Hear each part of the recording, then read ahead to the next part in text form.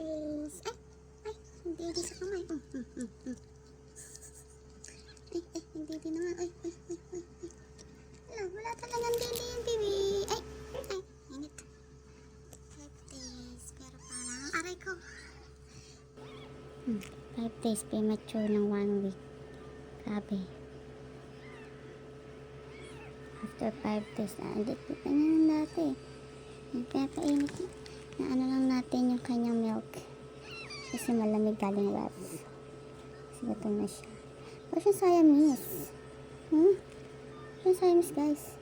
Pero color gray. Tapos may stripe siya. Lalaki. Yung ears niya. Gutom na kasi siya eh. Tingnan naman ang tiyan. Kita niya ba yung tiyan? Wala na tiyan. Ayun o. Ang bochog. Gutom pa yan. Gusto pa magdidi. Nga.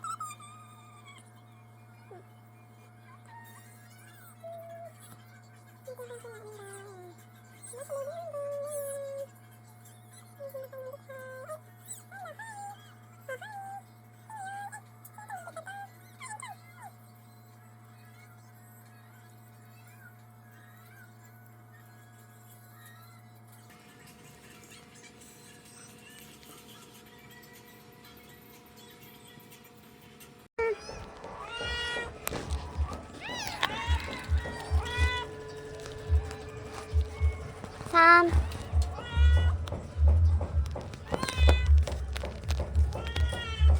Mama. Ay, bolo.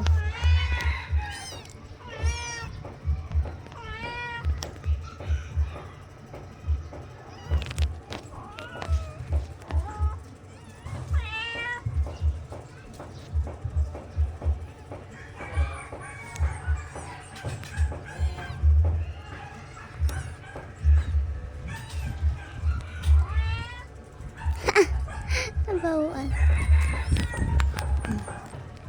Uy, wow.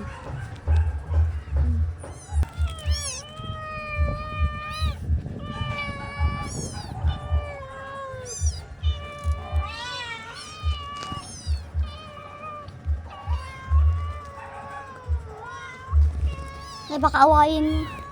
Diba?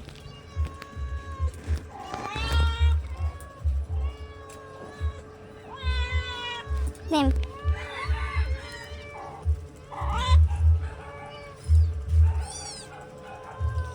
Iyak si Sam yan. Parang galit siya eh. Parang galit. Min! Psst!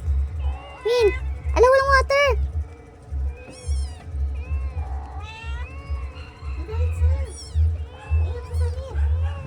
Hindi pa.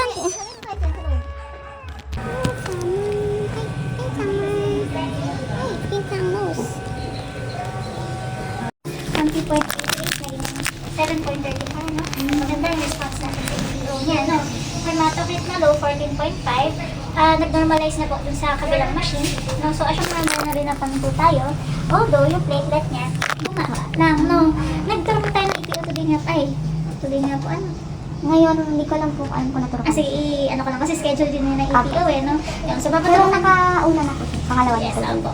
So, papaturukan ko pa rin po, no? Kasi, para makatulong umakit yung kanyang platelet levels. Tapos, with regards po dun sa kanyang sugat, clean naman siya ma'am. Kaso ito, napansin ko, Yung bagong sugat po. yun po itong buko. Kailan lang po ito? Yung bigla lumaki. Nung pumunta kami nung nakarang araw Ah, meron po. na siya nun. Pero nung morning po kasi, sinend ko na yun po sa Viber na parang may parang cut po siya. Ayun nga po, yung may sugat dito.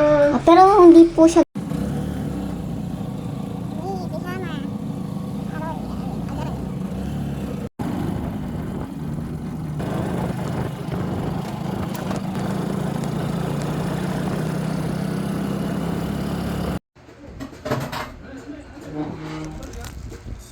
Sunlighter. So, konti lang para yung sunlighter. Iwiwi. Paano siya